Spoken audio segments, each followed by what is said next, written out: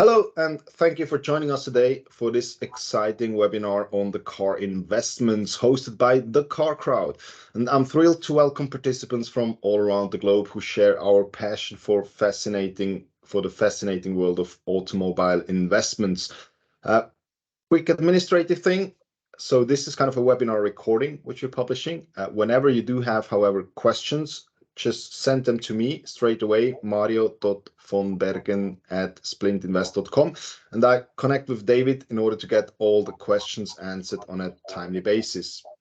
So today we have the privilege of delving into the realm of car investments with none other than the founder and expert in the field, Mr. David Spickett.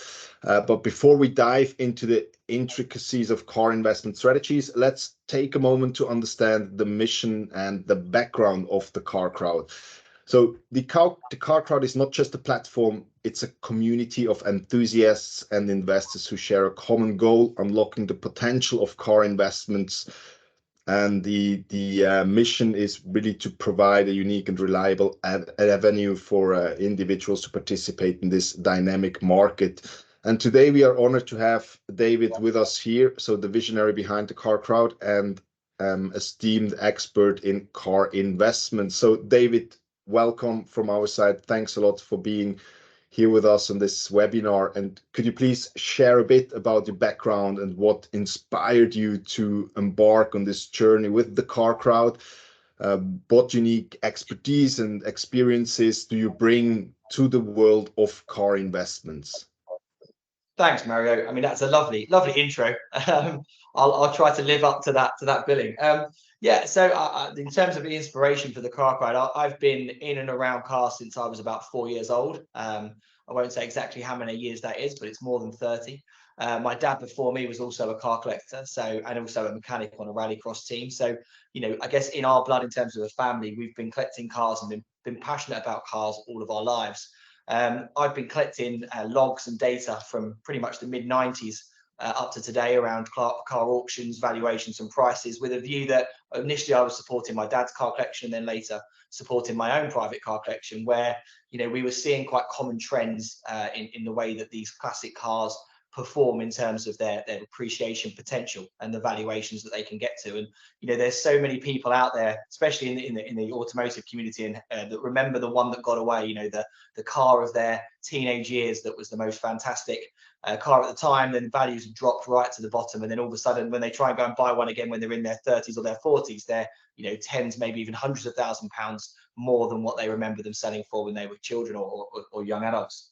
So it was really that sort of, I guess, commonality in the curve of the way these assets appreciate, plus my passion and the background I've had in financial services that sort of made me think to myself, actually, is there a way of being able to unlock the opportunity for multiple groups of people? Initially, my mission, or the way I started that, was with just a few friends joining together to own a few cars, putting those in a small garage and seeing what would happen with the appreciation. We started with about £100,000 joined together to buy a few different cars, so quite a modest sum. And and just testing the theory really of, is there cars out there that you can buy that will appreciate over a 3 to 5 to 7 year period? And very quickly we realised that yes, there really is. There's a few, we can go into a bit later, kind of rules of thumb that we use. And then it became, I guess, a vision of mine then to try and unlock this category, this fantastic opportunity to invest in these, wonderful assets to a far wider audience than it ever has been before. If anyone wants to start their own car collection currently, they have to be able to afford to buy, insure, store, maintain the whole car. They've got to have the knowledge, they've got to have the time to go around the auctions or the dealerships or the private collectors to find the cars in the first place. And what we wanted to do with the Car Crowd is really take that stress and hassle away, allow people to get access to the investment, about people to get access to the returns without having all of those big barriers to entry. So that we could all share, in the opportunity to invest in these classic cars and benefit from their potential appreciation. Really nice, and I see a lot of expertise around, especially over like 30 years being closely connected to the cars, and we feel as well like the passion of cars when speaking to you about car investments. So always very great. And so now let's delve into the heart of the Car Crowd's operation. Like, how does the Car Crowd source cars for investment, and what methods or strategies are employed to identify suitable investment opportunities, and what factors weigh into the decision-making process when you select cars as an investment? Yes, a great question. I mean, first of all, I guess it's important to say we have our own direct-to-consumer platform here in the UK. So we are a regulated platform by the Financial Conduct Authority via our appointed representative status for Infinity. So we have, I guess, a grounding, if you like, in terms of producing investment cases and also funding these assets here with our own audience. But we wanted to go wider than that. So we wanted to take the car crowd operation wider. And the way to do that, we felt, was to partner with great businesses like Splint, in terms of the distribution aspect, and allow our opportunities, our investment cars, and as you can see behind me, some of these great assets that are available. We wanted them to offer those to the platform so they could offer it to their audience as well. So the sort of distribution changed a little bit this summer, but we're still at the core very, very similar in terms of the way we select the cars. And like you just asked there, there's some fundamentals, some principles that go into every single car that we curate. We have a curation panel of 5 individuals, ranging from a 20-year-old up to a 55-year-old. So we have that spread of demographic as well, in terms of looking for the next investable car. Everything we do is hugely data driven. We employ a full-time data scientist that trawls through auction results and all of the different classified adverts and private sale publications, as well as news articles and things like that, to try and identify trends and patterns in the data. And then we sort of have, I guess, 5 kind of criteria that we look for within cars. We look for things that are, the first ofs or the last of. So the first manual gearbox, the last air-cooled Porsche, something that makes it a bit famous, if you like, in terms of the motoring world. We've got looking at nostalgia is a big driver. So people who had the poster cars like the Testarossa, you can see there, that was in Miami Vice, and look more recently in Wolf of Wall Street, really big social kind of cultural car. That means that as they sort of get scarcer and scarcer, and more people know about them, that demand outstrips the supply, and therefore that creates a great appreciation case as well. So there's that nostalgic aspect. We also look for the motorsport pedigree, homologation specials, things that have done well in motorsport, things that have got brands that perform well in motorsport. You can see the McLaren here, the first kind of road going car since the F1 for the McLaren brand, and now they've gone from strength to strength over the last 15 to 20 years, and now one of the biggest supercar manufacturers globally as well. So that pedigree also and brand provenance comes into play for us. And then the final thing we look for, I guess, is the country aspect. So there's a real weird thing, if you've been studying them for a while, where different cars weren't allowed to go to certain countries at different times because of their emissions or their crash safety regulations. And then there's, I guess, a lifting of those rules after about 25 years in most countries, which means they can then be imported as classic cars. And as soon as that hits, there's a massive pent-up demand for a short supply of cars. So, we're looking at cars like the Nissan Skylines going to America. We've got some other great things like the Lotus Elise Series 1, Land Rovers, Mini Coopers. There's lots of things that didn't make it to America. And then some of the big Ferraris, big V12 Ferraris like the 550. Maranello never went to Australia, so there's another market there as well. So we're sort of looking for all of these things in combination to provide a short list of assets that we think are at the right price. And then we look at the curves, as I say, the data. And then we really look at working with our partners and with our own platform to find the right car for the right demographic of audience. There's no point us providing a brand new McLaren, for example, for one of a more traditional investment house that might be looking for cars from the 70s and the 80s. And vice versa. We have to make sure that the car is also suitable for the brand and promotes the brand values as well for the platform that we're working with.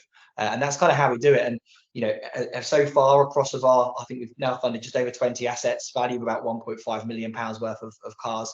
And at the moment, our portfolio on average is around 20% up using our director's estimate. So the science is working, the data is working, and we're quite proud of the level of effort that goes into selecting every one of our cars. Really great to hear. And how important is the history of the car within the decision process?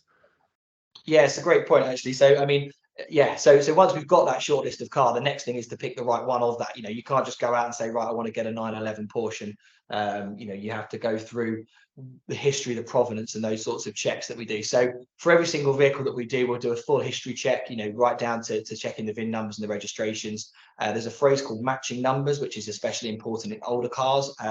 Ones that have been restored, for example, lose that provenance and pedigree, especially if they don't have their original engine or original gearbox or original paintwork, etc.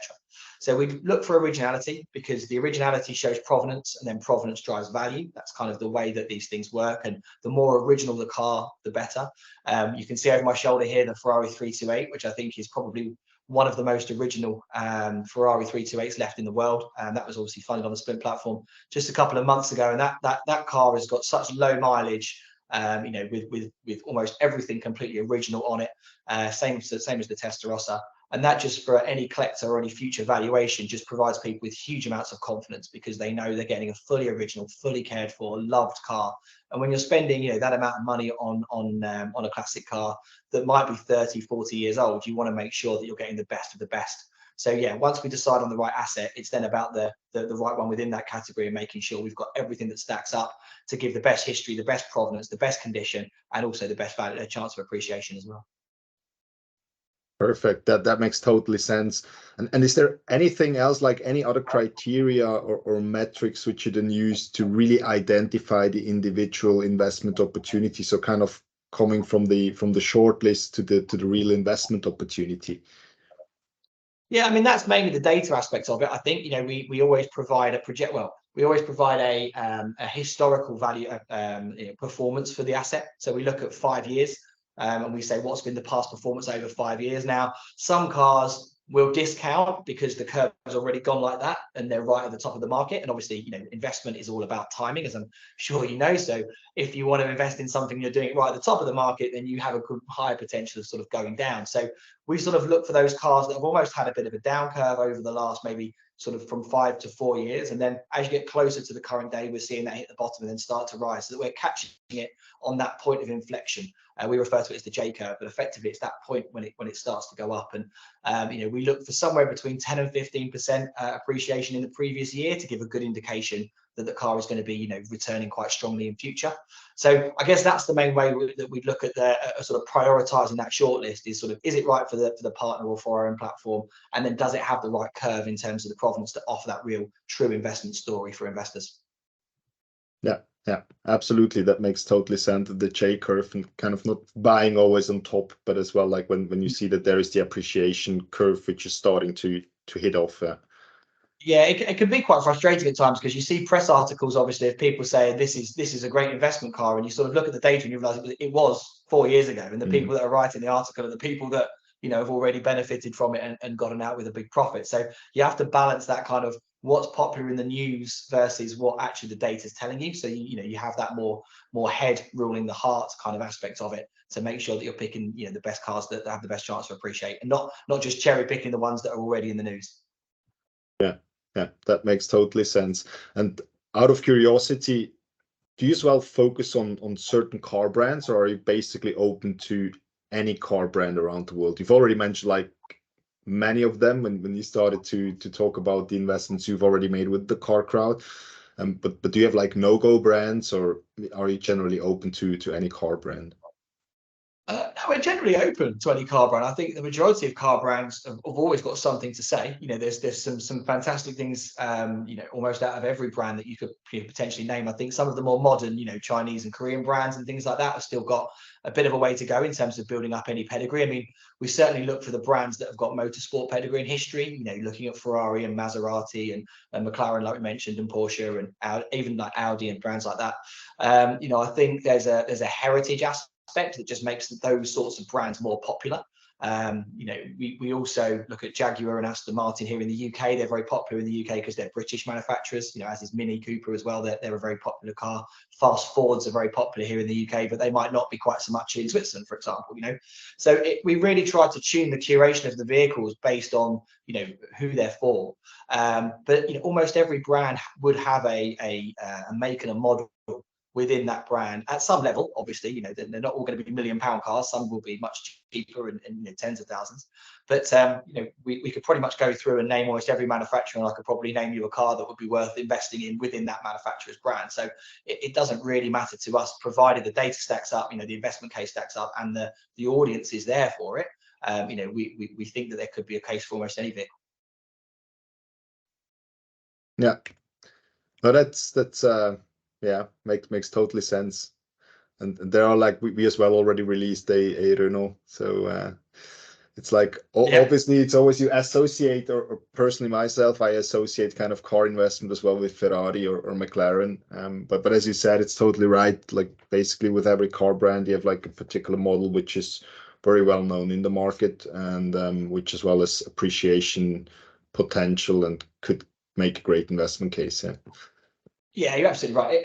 And, you know, it's a niche thing, isn't it? Like the more you know about cars, the wider that knowledge, and therefore the more recognised you'll be if you look at a Citroen 2CV or a Yeah. or a Peugeot 205 GTI. You know, those cars might not come into commonality for people who know a bit about cars and a bit about investment. You know, you might be better off focusing on the more famous brands like the Ferrari and the Porsches and the McLarens and the Jaguars and things like that. But we're certainly, obviously, we've funded some great cars with you guys at Spickett in terms of the Ferrari brand, the Porsche brand, now the McLaren brand as well. So there's loads of very, very high quality assets out there with some top mark prestige brands as well. Yeah, great to have the variety of the brands as well as for investment opportunities. So that as well opens up the number of investment opportunities available, I would say. And then let's say, so now basically you sourced the car. So you went from the short list, identified the model to invest in, which makes a good investment case. You purchased the car, and now about storage and yeah, so mainly like how do you do that? So I can already see in the background how our cars are stored. So at least I see two of them right now. But how do you ensure the proper storing and maintenance of the car so that they really remain in the optimal condition throughout their investment life cycle? Yeah, I mean, the good news is with with car storage, it's about attention to detail, I think, and about focus. The cars aren't being used, and therefore we don't have to worry so much about the huge maintenance bills. However, if you store a car incorrectly, you can actually cause yourself more harm than good, because in general cars are designed to be used. So what we have to do is we create a very organized maintenance schedule for each one of the vehicles, depending on kind of what they need. We do tire pressure monitoring. We obviously do fluids checkups and things like that. All the cars are moved so we don't get flat spots on the tires. We don't get the brake seizing. The whole area you can see behind me is dehumidified, so that the water content is very low and the humidity is kept very low, so that we can keep away from any corrosion or any danger of anything going brittle and cracking.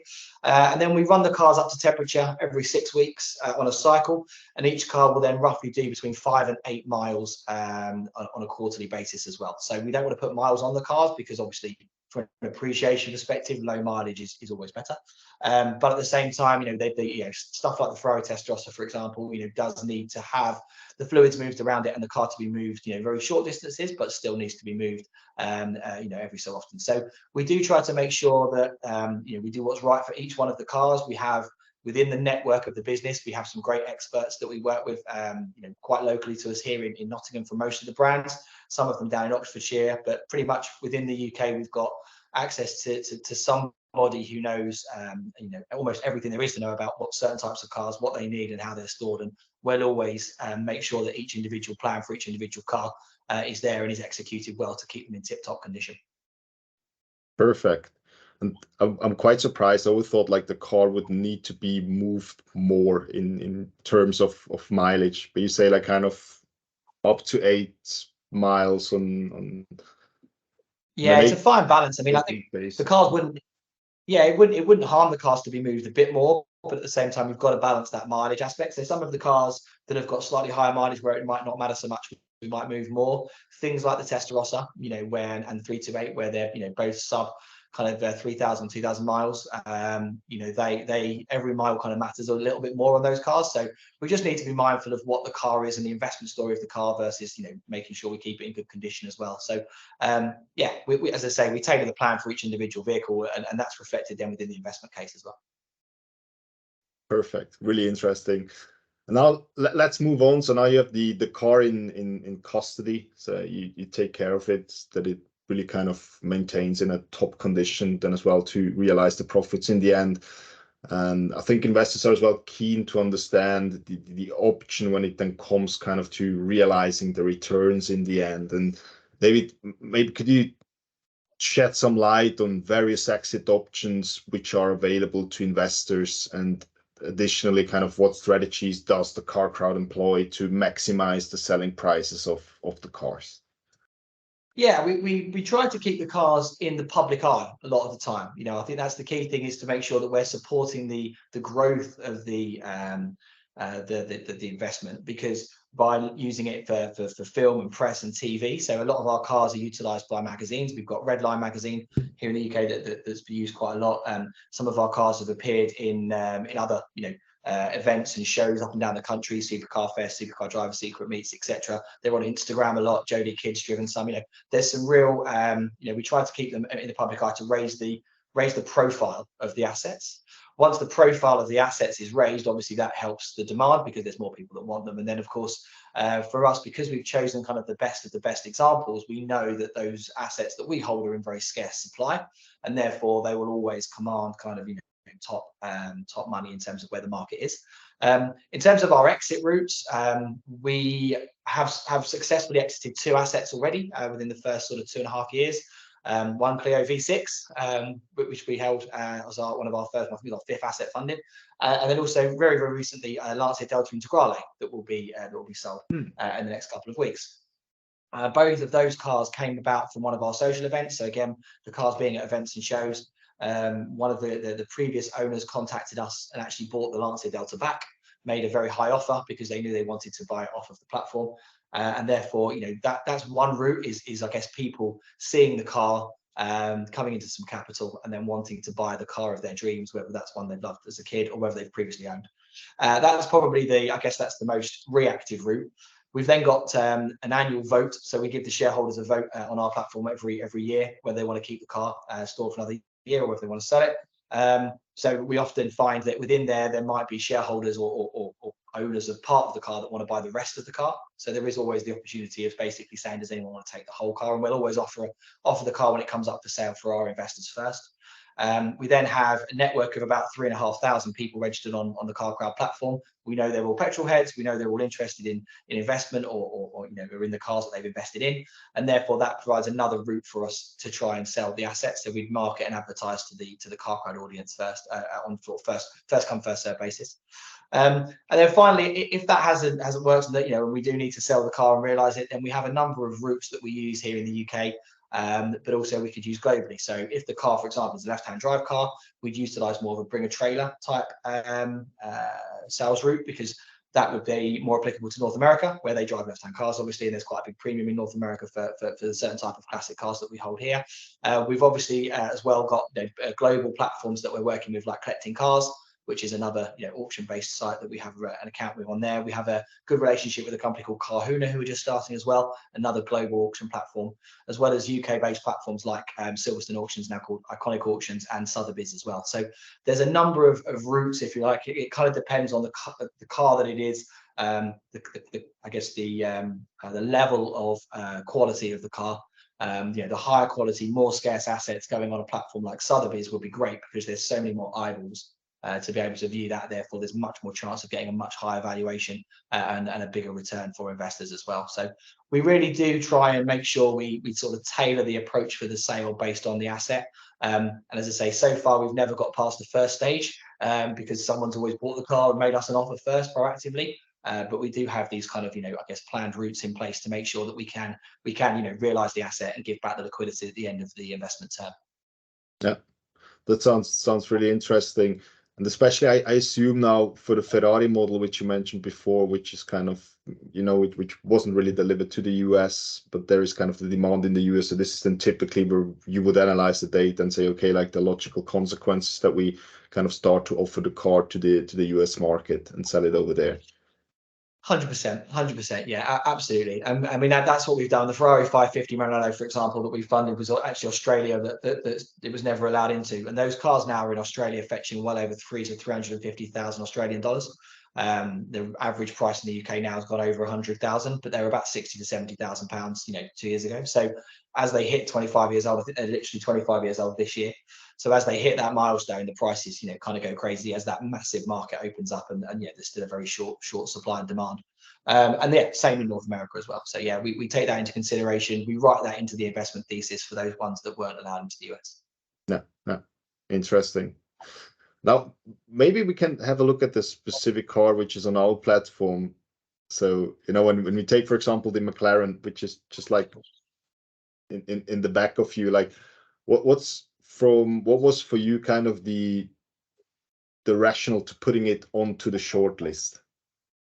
Yeah, the McLaren's a really interesting one. We've been looking at the 12C for a long while. And it's actually more modern than a lot of the stuff that we've done previously. But we've felt like it's got too many things going for it to not be a fantastic investment car. And the valuations of where they are in the market, over the last 2 years, like I said before, we've hit that bottom. They hit the bottom at around the sort of 55, 60,000 pound mark here in the UK, and they've started to climb up now into the 70s. So we've seen that sort of 10 to 20% appreciation happen over the last 18 months. So the curve is seeing them go back up again. And so the data pointed to it being a good opportunity to invest in it. But then when you actually look at the car, I mean, there's a number of reasons McLaren are going to go through their 30th anniversary, I think it is this year. So there's going to be massive press. So that's going to obviously help raise the profile of the cars as well, which is a good opportunity to get into something that's got the whole of the world's press behind it. For the 12C, it's a ridiculously fast car. They are absolutely, over 200 miles an hour. It's a fantastic, I guess, landmark almost of what could have been achieved in that period in the mid 2000s, because it's so much faster than almost anything else that was released at the time, faster than the Ferrari 458. And of course, from a McLaren perspective, as a brand, they kind of came out with this supercar, and no one had really heard of them much apart from McLaren F1, which was done 20 years before. So this was kind of a first dip. I mean, they had the little bit of fettling on the Mercedes SLR, McLaren SLR, but in the early 2000s. But then this was their first proper supercar. So again, we talked about the investment criteria we go through. We talk about first ofs. Well, this is the first of the sort of new build stable McLarens. And as you go and fast forward through, the last 15 years or so, they've then carried on building very high quality, brilliant, supercars. And they will continue to do that, I'm sure. In which case, the one that came first, the OG, the original, the grandfather, whatever you want to call it, this McLaren in particular, will be the one that will be very much sought after. They also made it in low production numbers, and there's just not that many of them in the world. So it kind of became a bit of a no-brainer really to get the launch color, which is the orange you can see behind us as well. So we wanted it in the right color. We wanted the right car with the right spec. This has got 20,000 miles on it. It's got great history. It's been really well looked after. It's never been thrashed or tracked or raced, which a lot of them have. So we felt like it was a fantastic opportunity. So although it's quite a modern supercar, actually it's still got a very, very good investment thesis behind it, and it looks stunning as well. It looks great. Absolutely. Yeah, so that sounds great. And I think we've already covered kind of the part why I then selected this particular McLaren. So kind of which factors played exactly. into so when account. You say, yeah, and of course, the great thing we love about working with you guys as well, from the spin perspective, is the left-hand drive aspect. Because here in the UK, some of the left-hand drive cars are underappreciated.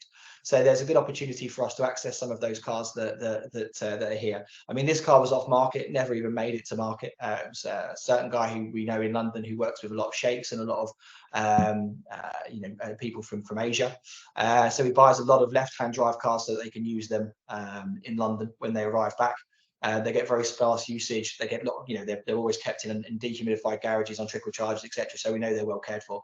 So actually, we've got this nice source of these kind of left-hand drive cars as well here in the UK that we can access at the right price for investors, because that's important. We don't want to buy a car at a premium because the investors have less chance of returning appreciation. So when we saw this one with the condition it's in, with the mileage it's in, and the history it's in, and the left-hand drive aspect, it meant that it was absolutely perfect to be placed onto the Spin platform.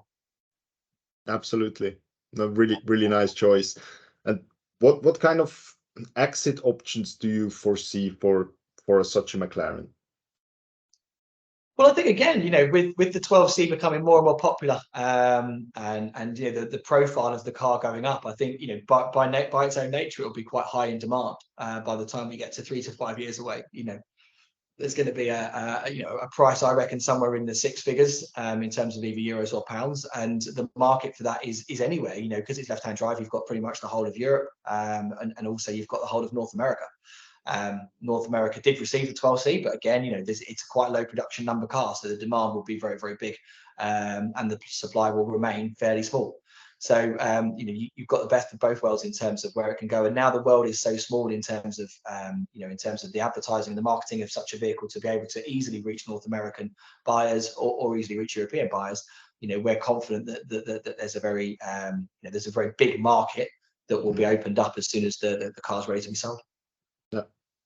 And I really like this story about kind of, it's the first McLaren which was kind of mass produced, but kind of a bigger scale, and so kind of the first supercar of them. And this kind of in combination with the left-hand drive, and as well kind of that this car does have the potential to appreciate in value, and kind of with the anniversary of McLaren coming up, kind of promoting kind of the whole brands and the different models around, so that this kind of will increase again passion of people, and some more people will hopefully then look for a MP12C. Yeah, absolutely right. Yeah, that's it. They are. Yeah, I think the fact that McLaren are doing so well at the moment, they've just released a new special edition for the Triple Crown, which is the F1 Championship winning, the Le Mans winner, and the Indy 500 winner. So they're the only manufacturer ever to have done that. So there's going to be massive press around them, about them releasing a new car for that as well. So the McLaren brand globally is getting more and more popular, and that will only increase the demand. And obviously, as I say, they don't make these anymore, so the supply is always going to be scarce, which is the right way to be if you want a good investment story. Yeah. No, really looking forward how this investment will go on our platform. And then you've already mentioned about the track record and success stories of the car crowds, about the return which you generated for you users as well, with the sale of the Renault, and as well with the sale of the Lancia. And maybe can you elaborate a bit more on it? Kind of share some more success stories or examples of cars that have performed exceptionally well within the portfolio of the car crowd. Yeah, sure. I mean, we've got some sort of ones that we weren't expecting. I mean, Renault, you mentioned earlier. I mean, the Clio V6 is obviously one that's done well and exited. I think that was around about 28% return for investors in a single year.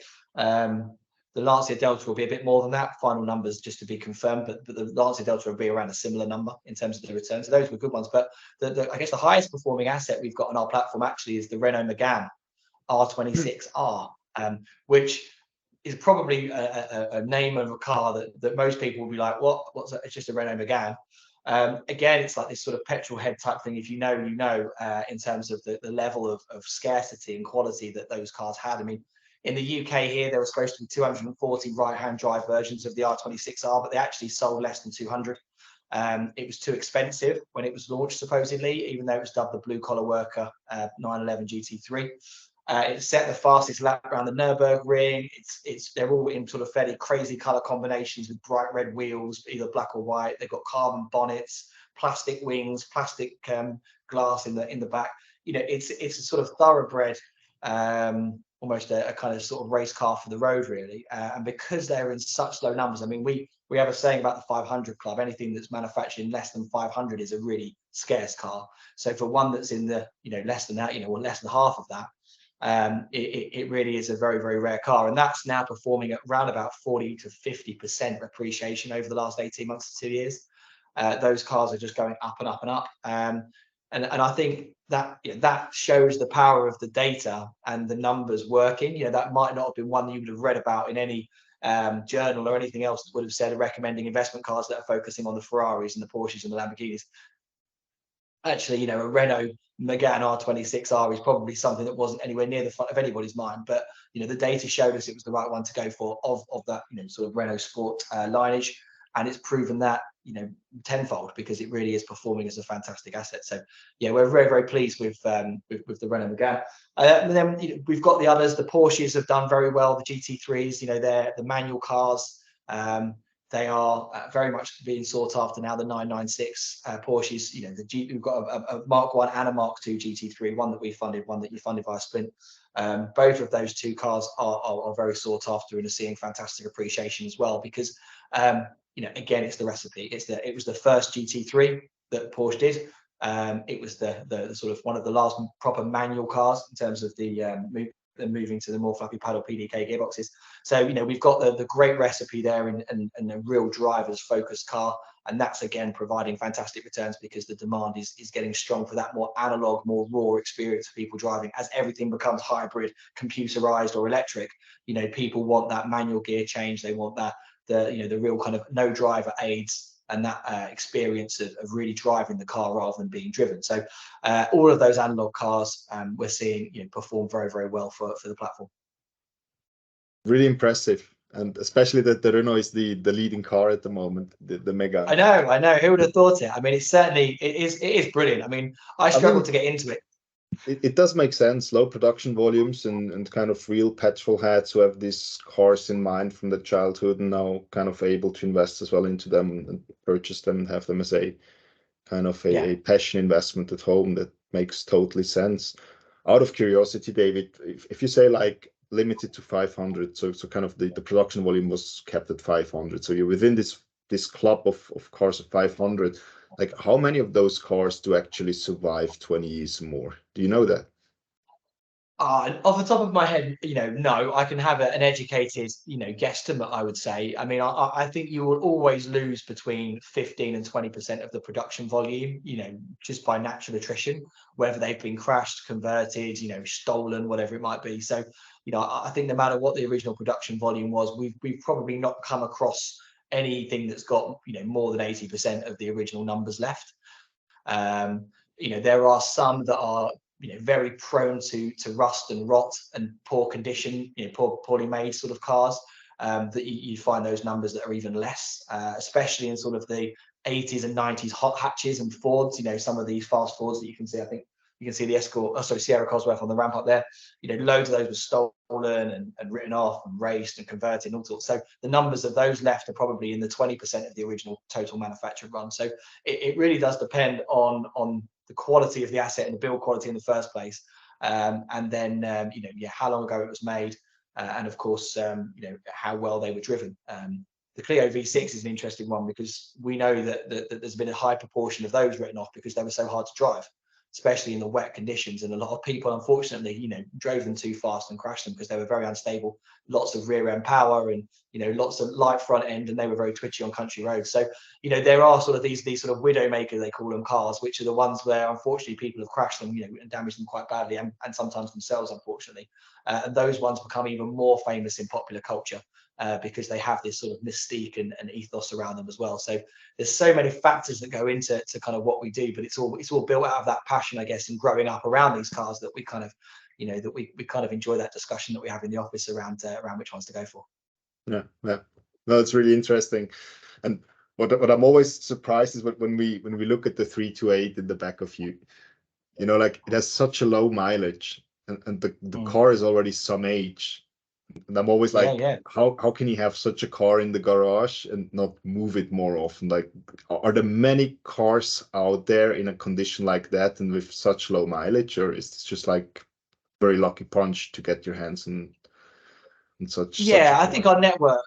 Yeah, it is, Mario. Our network helps in terms of we get offered some of these cars because they know we're looking for kind of investor quality cars. It's not the rule. You know, most cars have done more miles. The thing we have to avoid when we're looking at really low mileage cars is there's a massive premium sometimes for low mileage, for really ultra low mileage cars, that the retail market puts on. You know, we won't go in for that. So we have to make sure it still makes investment sense. We try to buy the cars that are low mileage, brilliant examples, but that actually still have the right price point. And the 328 and the Testarossa are both good examples of those. With these two cars, interestingly, and the reason we sort of sometimes we tap into a collection where you say, how could this car be left, you know, hardly doing any miles? But in reality, the guy who owned this car had about 14 different Ferraris. So this was one of a big collection. So it was a case of, well, which one do I drive today?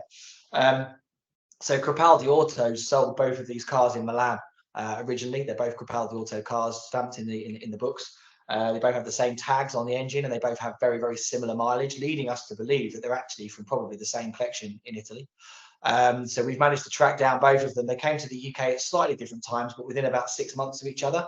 So the theory, you know, the story, if you like, in terms of what we believe is that the collector sold these cars into different collectors all around the UK. And actually, there's a number of quite low Rosso red with either cream or Nero black interior, that are all from Capaldi Autos originally sourced, that will have less than 5,000 kilometers on, and that are, I guess, available or within already private collections. And we've luckily got 2 of them now back here side by side. And hopefully we'll be able to add a few more as well. So it's not the rule that you see low mileage cars like this, and people often do drive them, but sometimes, as I say, you can find and identify a rich vein of some of these collectible grade cars. And then it's just a case of being there first and being able to get your hands on it, because they're so scarce that they don't hang around long normally. Yeah. So that means that the network which you're collaborating with, it's obviously as well kind of very important in order to really as well get to the best cars which are out there.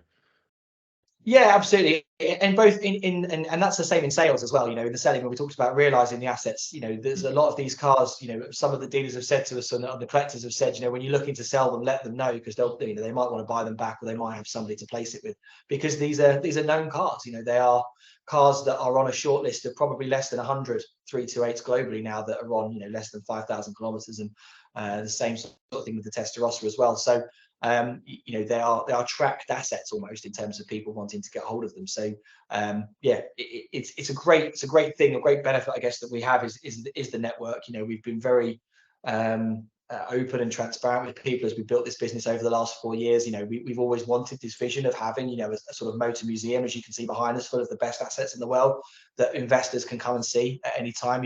You're investors as well. You've been here, Mario, yourself, but anybody who wants to come and visit the unit, if you've invested in a car, just contact Mario, and we'll accommodate you and show you around. And when you talk to dealerships, well, we talk to private collectors as well about the fact that they're going to be stored in a motor museum and they're going to be really well cared for.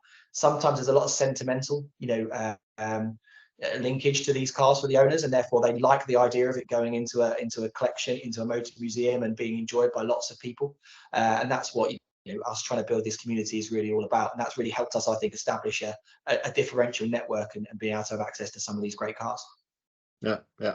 And I can only recommend that to all the listeners. Whenever you are in the UK, somewhere around the Midlands, like, go and visit David, give me a call, and we arrange a visit to see the cars. It's a really great experience as well to see the garage, and it was, at least for me, very impressive. Thank you. Yeah. I mean, if at the end, if you want, I'll just quickly show just the vision of the unit, so you can see the cars here. We've actually got 3 of these units next to each other, so there's more than this as well. So there's lots to see, and yeah, we love hosting people. So if there is, that is genuinely that's not a just something we say. That is genuinely an open invite. We do like to host people and show them around the car, so everyone is welcome. Thanks a lot, David. And you've already touched on the importance of transparency as well, and accountability, kind of offering investment opportunities as well to others. And like, how do you ensure as a company as well, kind of to be transparent, and kind of what do you do around the topic of accountability as well? Yeah, I mean, it's a great question, and something that we want to make sure we are always transparent with our investors and with our partners. Like I say, we encourage visits. That's the first thing, I guess. It's come and see, come and look. And we've hosted almost, I think, every partner we've worked with so far has come here and seen the quality of the cars that we bring, because that's what really, for us, speaks volumes, is actually the quality.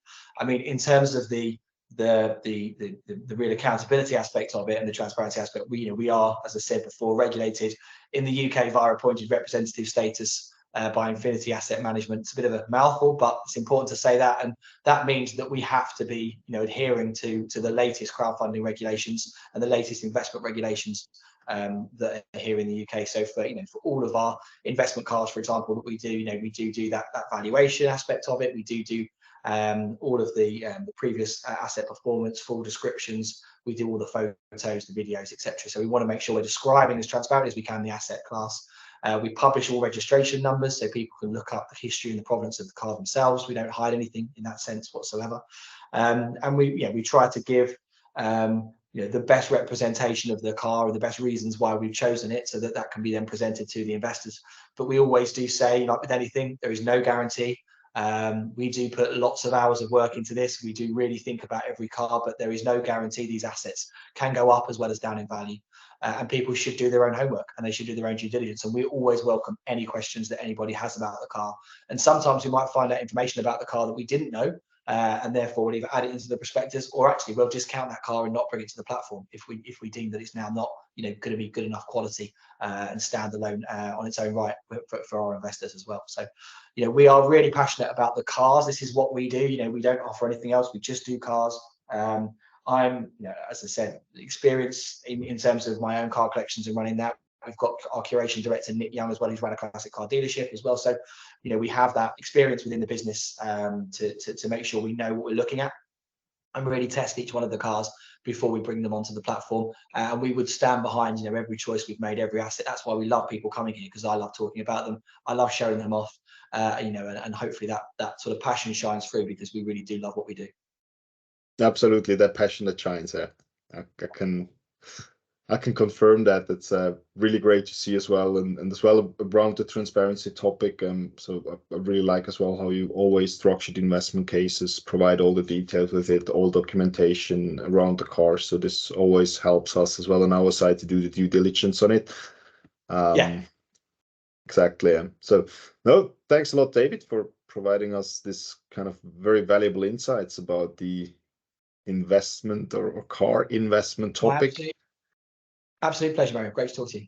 And yes, especially I like these, you know, how you described how you get first do the short list and kind of start to pick the cars which are kind of the investment opportunities, how you elaborate there on various aspects and in order to really make sure that you get the car which promises the most appreciation in value as well, and then how you set up in order to as well manage the whole storage and maintenance of the cars with the schedules. I mean, you've quite a lot of cars to move around, so I think that gets more and more complicated as well to manage as well the moving of the cars. And so really impressive to see that how professional everything is set up, and we enjoy the collaboration a lot so far. Thanks for being with us, David, and maybe we could do a quick like moving around with the camera in. Let's see if I can do it for you. Hold on. This is literally live, so not rehearsed. So we'll see what happens when we go out here. Hopefully the Wi-Fi signal stays good. Okay, so can we? Yeah, I'm gonna have to sort of try and. Here we go. So they got the Testarossa 328, the McLaren. I was going to try. I don't know if the signal will work, but if it does, I was going to try and show you the Porsche as well. But this is the 348. I'm walking backwards, so if I hit my head, don't laugh. Be careful. So you can see 348 Ferrari that we did. I think the thing that wowed us the most about this one is the engine bay. Wow. I haven't tried it, but people have told me you could eat your dinner off of the engine bay on that one. And then up the back here, something that may be coming soon, but we're not confirmed yet. But there's a very nice original 911 Targa with just 40,000 miles from new, manual G50 gearbox. And the most important thing for me was the SC bit. So it's got the whale tail, if you can see that there. Yeah. So not many of those era Porsches came with that. That's specified from factory with the SC kit, Sports Carrera kit. So it's got the wheels and it's got the wing and stuff like that. And then there's the Porsche as well. Really nice. And then down this side, we have various other customer cars and car crowd cars. We've got our 550 Monello. We've got our 360 Spider. We've got our 355. We like red Ferraris, as you can see. We've got the fast Fords. So the Sierra Cosworth and the Escort Cosworth. And then a pair of lovely Aston Martins, the V8 Vantage and a V12 Vantage, both manual, both low miles. Obviously, this one's got a few stickers on it because we drive that to shows and stuff. But that's about the unit at the moment. As I say, we've got two more either side as well. But hopefully we'll fill it with more sprint cars, more car crowd cars, and we'll welcome some investors here soon. Absolutely, name it. Thanks a lot, David, for showing us around. Then again, for all participants, like I said, whenever you have questions, just send me through an email. I'll connect with David in order to get the question as well answered in the most professional way.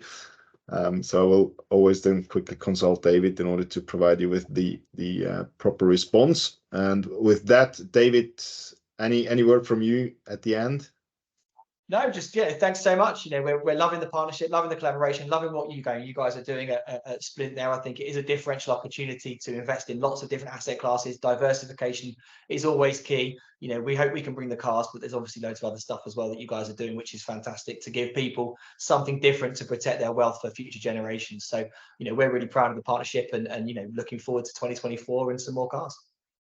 Absolutely. Can only underline that. And thanks as well from our side for the very great collaboration which we're having. And with that, I wish you all a wonderful day and have a great time. Bye. Cheers. Thanks so much. Thanks, Mario. Bye-bye. If you like this conversation, you can download our app, visit our website splintinvest.com, follow us on social media, or subscribe to our newsletter where you'll be informed about the newest podcast episode. Thank you for this, and until next time.